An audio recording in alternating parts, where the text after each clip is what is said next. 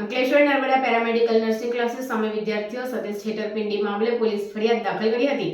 Nursing કોર્સની degree આપવાના બહાને એડમિશન આપી એડમિશન 9.87 લાખ રૂપિયા 29 વિદ્યાર્થીની પાસે ખંખેરી લીધા હોવાના આક્ષેપ હતો।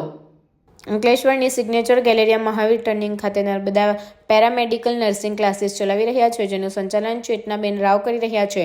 કોલેજમાં જીએનએમ કોર્સ માટે ભરૂચ રહાડપુરના 21 વર હોય રશ્મિબેન વસાવાએ એડમિશન લીધું હતું, જ્યાં લોભામણી લાલચ આપી એડમિશન વેળા અસલ માર્કશીટ, એલસી, જાતિનો દાખલો, આવકનો દાખલો, અસલ બેંક પાસબુક, એટીએમ કાર્ડ, કોડા ચેકો, આધાર કાર્ડ અને એડમિશનના 8,000 લઈ તેની રસીદ આપી હતી। વર્ષ પૂર્ણ થતાં પરીક્ષાની વાત કરતા તમારી વાર્ષિક અને પરીક્ષા ફી રૂપે 5500 ના ભરી હોવાથી પરીક્ષા લીધી હતી।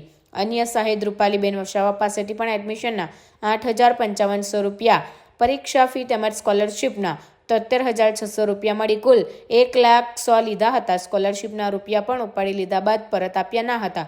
કોર્સ પૂર્ણ ના કરાવી સર્ટિફિકેટ અને માર્કશીટ અને કોરા ચેક સહીવાળા પણ પરત આપ્યા ના હતા।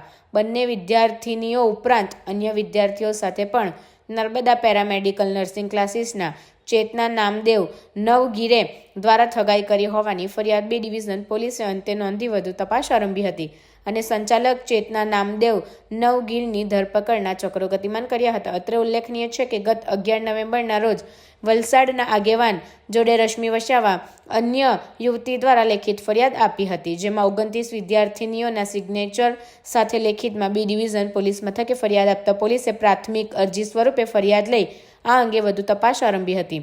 ફરિયાદમાં 29 વિદ્યાર્થીઓ સાથે ફીના 4.74 લાખ, સ્કોલરશીપના 5,13,800 મળી કુલ 9,87,800 રૂપિયાની છેતરપિંડી કરી હોવાનો આક્ષેપ કરવામાં આવ્યો હતો।